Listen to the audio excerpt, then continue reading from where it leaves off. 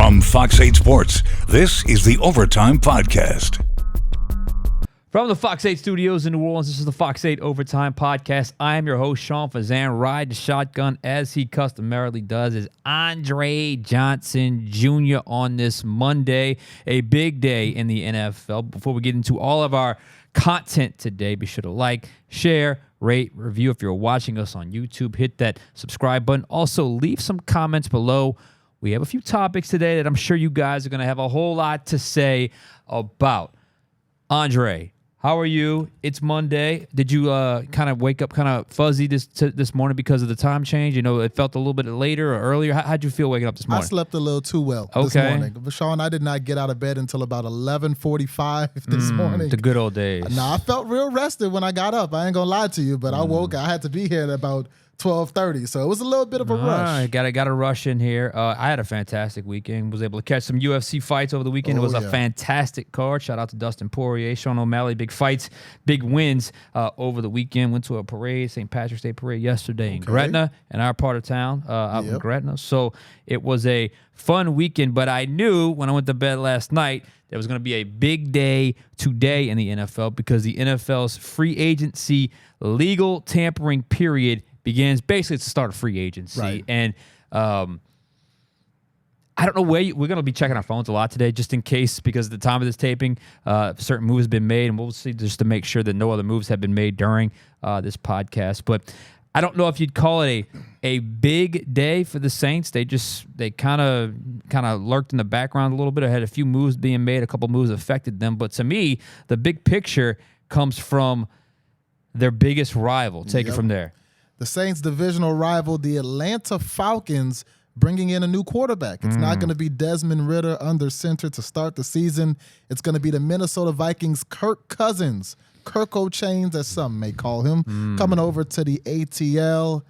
Kirk Cousins got $180 million over 4 years. Now, say what you want about Kirk, but I don't think it's an argument that he is a big upgrade over Desmond Ridder. When you talk about a Falcons roster that some may argue is ready to win now. So when you saw Kirk to the Saints' biggest divisional rival, how do you view that as an NFC South connoisseur? All right, I'm ready for it. I'm ready for it today. I love me a good quarterback chat, especially ones that enter into the NFC South that's going to directly affect our coverage to come here in the next coming week, months, and I guess years if you talk about Kirk Cousins. So it turns out the Saints' biggest rival signed the biggest free agent on the market. Kirk Cousins, just check all the listings. He was the top free agent available on the market, obviously, because he played the money position at quarterback, and he still got some gas left in the tank. Obviously, we had a great year last year before he was injured. So he heads to the ATL. First off, we see a Terry Fontenot, Falcons GM. He was here for years, a great dude, knew him well.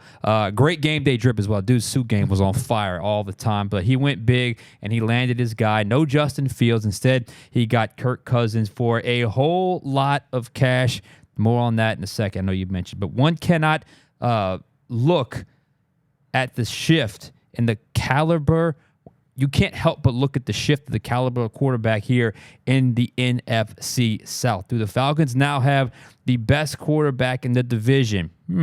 Maybe, probably, but realistically, if we're ranking out the quarterbacks in the NFL, the hierarchy of quarterbacks, Cousins, Carr, and Baker Mayfield, all in that sort of, at least in my opinion, that same category, that same tier. Good, consistently good. Will have their moments of where they flirt with great play, but never consistent enough to hit that extra tier. And they have some boneheaded plays that make you just completely frustrated at times with their play for all of them. But I think it's comfortable. I think it's safe to say they are comfortably in that same category of quarterback. The Dak Prescott, Carr, because those type of guys, we know who they are. In fact, I wouldn't be shocked if within those negotiations that for both Cousins and Baker Mayfield, that the Derek Carr contract was used as a reasonable comp to get to a number they wanted to get to with Kirk Cousins. Carr signed that 4-year, $150 million deal. Last year, Kirk got 4 years, $180 million, some more on average per year, but They both got $100 million guaranteed. I know Kirk got more guaranteed money at the time of his signing, but they both got $100 million in practical guarantees. Baker got 3 years, $100 million. So average it all out. Cousins got a little bit more than Derek Carr. Baker got a little bit less. But honestly, if we were ranking them, that's how I would stack them: Cousins, then Carr, then Baker. Now I'm sure right now they're typing away in the comments section. They're about to explode because I know some of y'all prefer Baker now. And look, he had a great year last year, but he's bounced around quite a bit. And I just think for the consistency of his career, I would still have Carr just a little bit ahead of Baker Mayfield. We'll see what happens this year. But anyway, that's neither here nor there. The big picture, obviously, is this.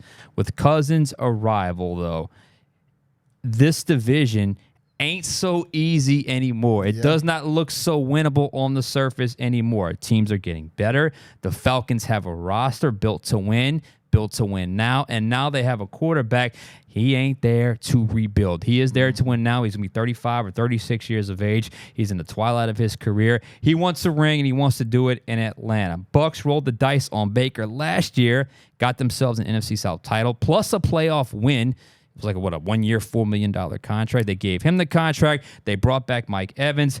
They're here to win. Although I saw they did trade a DB today, but that's, we'll big picture, that's a little bit off to the side. But nonetheless, the Bucs, they are still a contender in this division as well. The Saints, they're still in the thick of things, I think. They're still in the middle of this race, but I doubt you'll see anyone pick them to win this division this offseason like they did all of last offseason. We were talking about, look, I'm not sure how far they're going to go, but I think it's safe to say they are the best team in the NFC South. I don't think it's going to happen this year. They could still win it. They could certainly still win it and certainly have, they've beaten both of these teams before. They beat them both last year. But I think it's safe to say they're not going to be the favorite anymore. And I think the shine has worn off in the organization. Last year was a little more positive. This year it's not so much. And maybe that's a good thing. Maybe that's a good thing that perhaps they're not going to be the expected team to win the NFC South. Bryce Young, Carolina Panthers. Look, he was awful in year one. Yeah, and I know no one fears him. But here's the thing, though. He won't be as bad in year two. I promise you that. He's not going to be as bad as year two because he's not going to have a long enough leash to get to a bad year two. There's only one way up from this point. But if he doesn't show any drastic improvement early on, they're going to try to bring in another veteran or make a move there. So I don't think he's going to be as terrible in year two. Now, the Panthers are doing some things with a couple of players. We saw the Brian Burns deal. I don't know if they're in a position to win now. But nonetheless, I think the bottom line and the bigger picture, as we say, is certainly this. This division just got a whole lot tougher. And I know the fan base right now, the Saints fan base I'm talking about, the Who Dat Nation, the ones that are going to comment on this podcast in the comment section, they're not confident in where the organization currently is, especially the way they sit in the hierarchy of things within the division, because it always felt like, well, at least you were competitive in a bad division. Well, like I said, that division is not bad anymore. At least doesn't look it's going to be as bad anymore. So other than the Kubiak hire, there hasn't been a whole lot of positivity surrounding the Saints organization this offseason. It's been a lot of salary cap news and deductions and cap compliance and a lot of the accounting stuff that I know we're all well versed in, but it doesn't really excite the fan base. But it's up to the Saints to change that, because I think it just got real in the NFC South, and it's not just the Tampa Bay Buccaneers you got to worry about. I think you firmly have to worry about the Atlanta Falcons if you're the Saints. Definitely, and I mean, Kirk Cousins, man, what a fortunate situation he continues to find himself in. I was just looking at some of the players he's played with in his career. Deshaun Jackson, Stephon Diggs, Adam Thielen, Justin Jefferson. Even he got a little bit of Jordan Addison, who started to come on as a rookie at the end of last season. Now he's coming into Atlanta with some new offensive weapons. Bijan Robinson, who's considered to be a generational type of rookie running back. Drake London, a young, talented guy. Kyle Pitts, another guy who was said to be a generational tight end, although we haven't been able to necessarily see it. Right. And some would say it's because of quarterback play. But, as I look at this division, I agree with you. It definitely got a lot harder to win. Atlanta, you can argue, already had one of the better rosters in this division. It was just Desmond Ridder and what he wasn't able to do that was holding him back. And I'm going to pop the quarterback stats for the last season for these quarterbacks up. Obviously, Derek Carr, we know what he did, about 3,900, 25 touchdowns, 8 interceptions.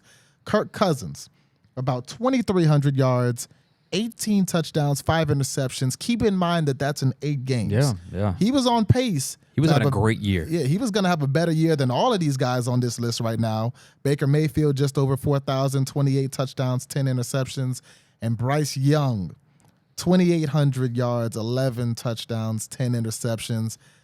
As I look at the hierarchy of these 4 quarterbacks, the NFC South as a whole, Bryce obviously at the bottom. He just hasn't, and obviously his team isn't necessarily in a great position.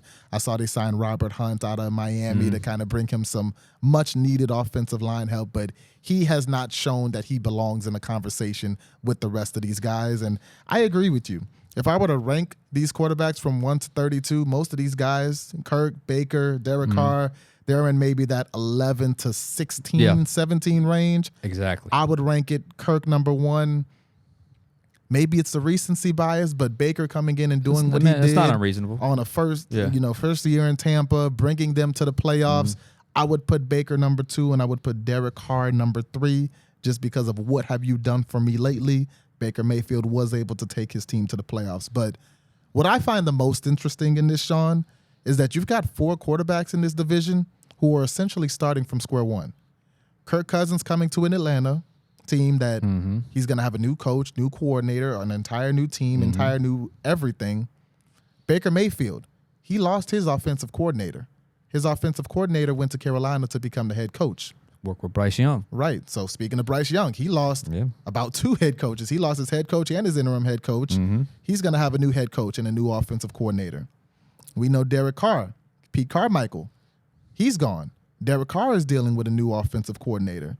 So you've got 4 quarterbacks. Of those 4 quarterbacks, 3 of them are veterans, but there is a lot of turnover when you talk about offensive staffs and coaching staffs in the NFC South. So that's what makes this race even more interesting to me, because it's really going to be a race to who can pick up their offense, who can vibe with their weapons that, maybe they're not necessarily used to quicker. Yeah, I would 1,000% agree with that. But I also feel like the pressure is on the Saints, because they're at the spot in their program with this coaching staff. I mean, look, DA has gotten here, and he has let go of every main assistant except one, Hodges, the linebackers coach. Now, I'm not talking about the assistant of the assistants. I'm talking about like the main, quarterback coach, whatever the case may be. The only original guy is Hodges when he got here. So he's changed over the entire staff. They've got a quarterback, and Derek Carr was going into his second year. Obviously, Bryce Young is young. Baker, I think, got a little bit of a career reboot last year in Tampa Bay. And I think Todd Bowles did the same for rolling the dice and getting that working. And then, obviously, Kirk Cousins is his first year in Atlanta. But I think the Saints have the most pressure to get back to some form of success because of the situation that they're currently in. And it's just, and you knew it was going to happen. The NFC South was not going to stay terrible forever. Right. This was not going to, that's just the natural cycle of life in the NFL. You may, look, the Drew Brees days, I was listening to a Cam Newton and Matt Ryan interview of Super Bowl, and they were talking about how difficult it was because they had Drew Brees, Matt Ryan. It was a juggernaut. Cam Newton. This is when Jameis was with Tampa Bay. And it was 2 MVPs, the number 1 overall pick, and the Super Bowl champion in Drew Brees. So I mean, like, these things come in waves, and I know the last couple of years the NFC South has been down, but I mean, I don't see 9-8 winning this division next year. I think the competitiveness is going to bring more success into the NFC South, and honestly, it needs to be that way. I'm tired of you kind of snuck into the playoffs because you played in the bad division. So in the Saints' case, and they already know this, and I think they're well aware of the outside meltdown by the fan base because they're feeling on the quarterback and coach and where they currently stand and other teams and blah, blah, blah. But I think they understand the urgency of the moment. And I'm just very curious to see what the actual tangible moves are. Because the timing of this podcast, there hasn't been any from the outside bringing in. They've lost a couple and they've reshuffled a couple. But I'm very curious to see what they hone in and decide is the very tangible movements they need to get better and get back to that place because of, obviously, the urgency that we talk about. Definitely. I agree. And I looked on DraftKings Sportsbook before I came in here. I was curious on what the odds to win the NFC South were. Atlanta obviously number one right now at -110. Tampa Bay was plus 260. The Saints were plus 290. Carolina, they were all the way down at plus 1,200, and this was right before the Brian Burns trade, so it's probably even worse now.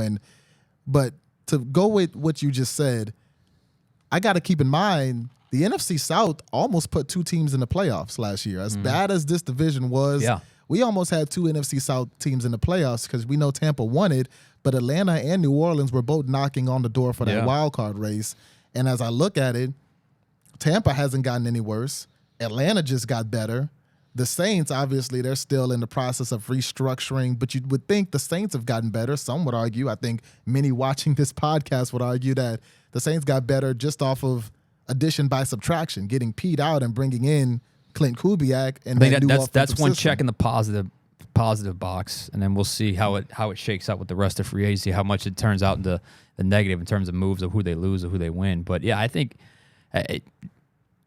it's hard to pick. I mean, I'm sure Atlanta or Tampa will probably. I would think. What were the odds? Did you see the odds? Atlanta was -110. Tampa were plus 260. Saints plus 290 to win the NFC South. So that's not like a crazy disparity between three teams at the top there. And I think that's real. I think that's a pretty fair assessment of where the perception of all those teams are, where the gambling odds certainly have them, and realistically, what an objective person look at and say, yeah, that's how I could see that division going. So I think that absolutely is out there. Absolutely. And, we were talking about the Saints and free agency and the moves that they haven't made, but there are a couple of Saints who have left New Orleans. And at the top of the list that we're going to talk about, linebacker, edge rusher, Zack Baun. Yeah, there's a lot here, especially for a guy that didn't really do a whole lot in his 4-year stay.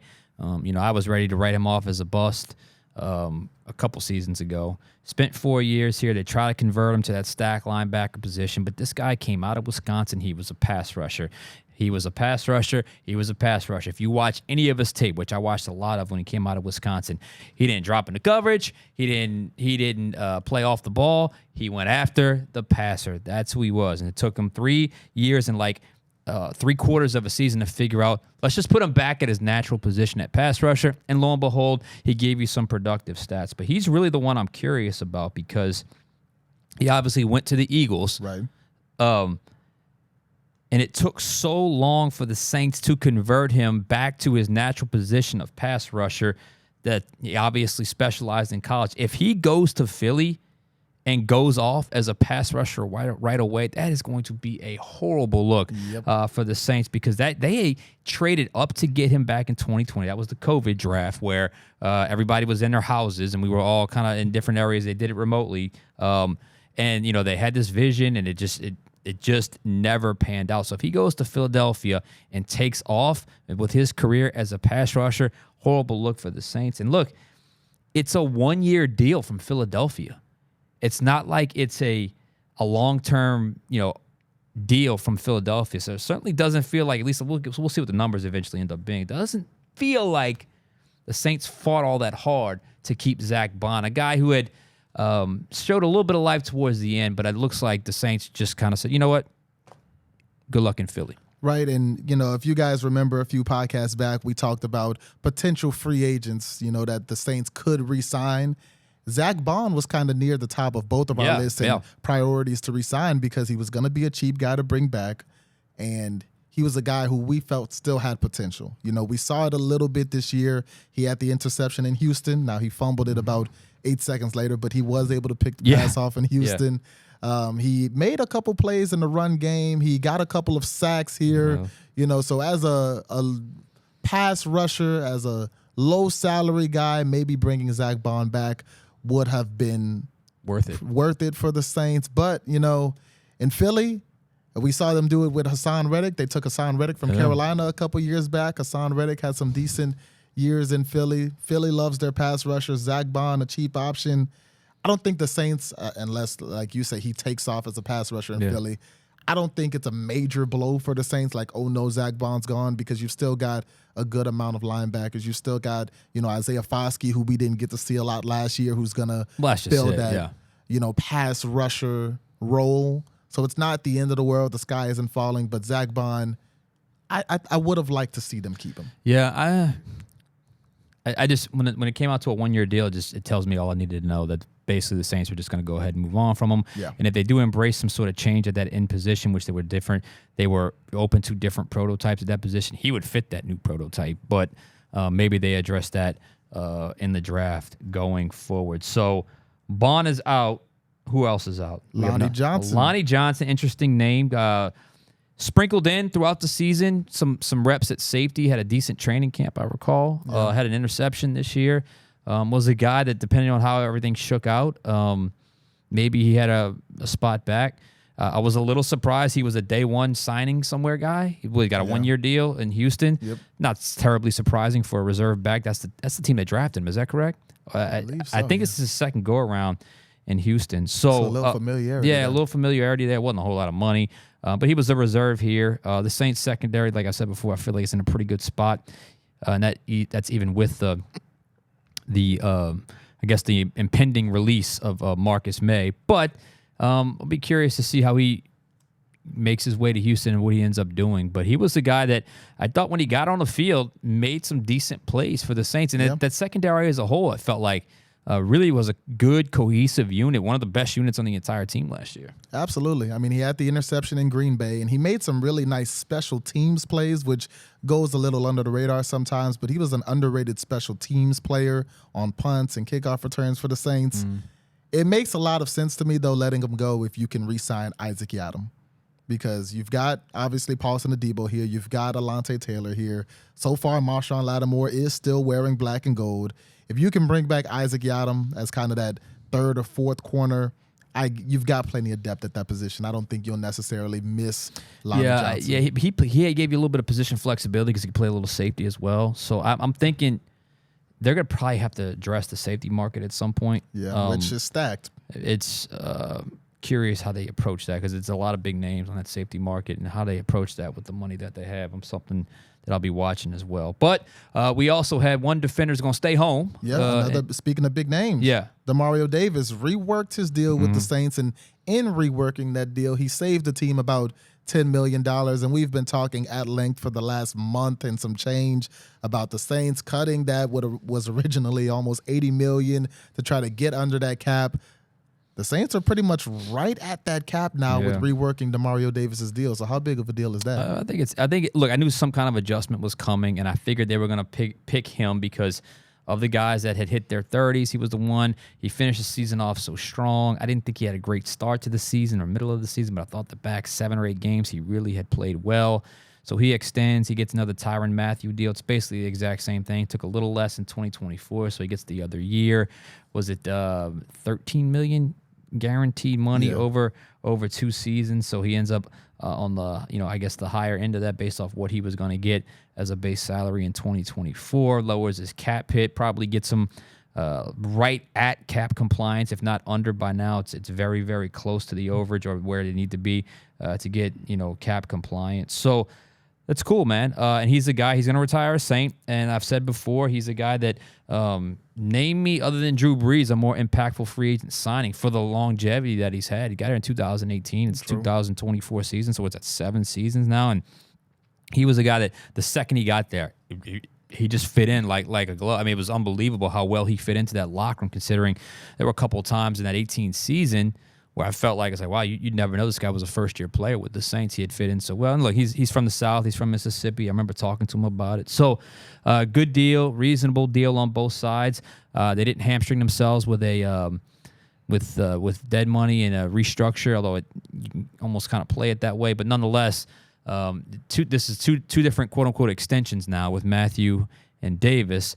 And who's next? Well, I think there's going to be a decision on Alvin Kamara and Ryan Ramczyk coming soon to create enough cap space to get far enough down below the salary cap to do some signings if they have to. I think that's certainly possible for that to happen over the next 48 hours or so. They got to be cap compliant by Wednesday. So definitely, and I think that mostly for the Saints, the fans don't panic. I know it's been day one. You see all these other teams making these exciting moves and signing these exciting guys. As we talk, Austin Eckler just went to the Commanders, and a lot of things are moving in a lot of other places. Stay calm. It's okay.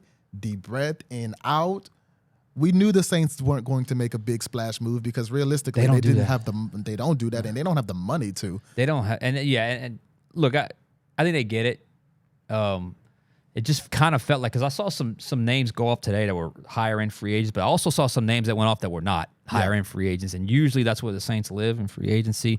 Wouldn't panic yet, and whoever they bring in, it's probably going to be a nice, solid decision, nice, solid fit. Probably not going to overly excite people, but I do think they've generally played this free agent game the right way when it comes to let the first wave kind of go and then hit that second tier, which I guess, I don't know when the official second tier hits, second wave hits, probably later tonight or early tomorrow, but nonetheless, I think they'll be active. But remember, Kirk Cousins, it's funny because we did so many pods. This is before you started doing the pods, when Sil was with me, on Derek Carr. It was such a lead up with Derek Carr because of the visit and the decision and the possible trade factor. We probably did about 20 pods on it. The guy we kept comparing him to the most was Kirk Cousins. That was the guy, because we're talking that's the contract they got to use. That's where it's going to land. And it was like a little bit more than what Kirk had last year. Now Kirk resets it again by getting, I guess, was it $45 million a season, 4 years, $180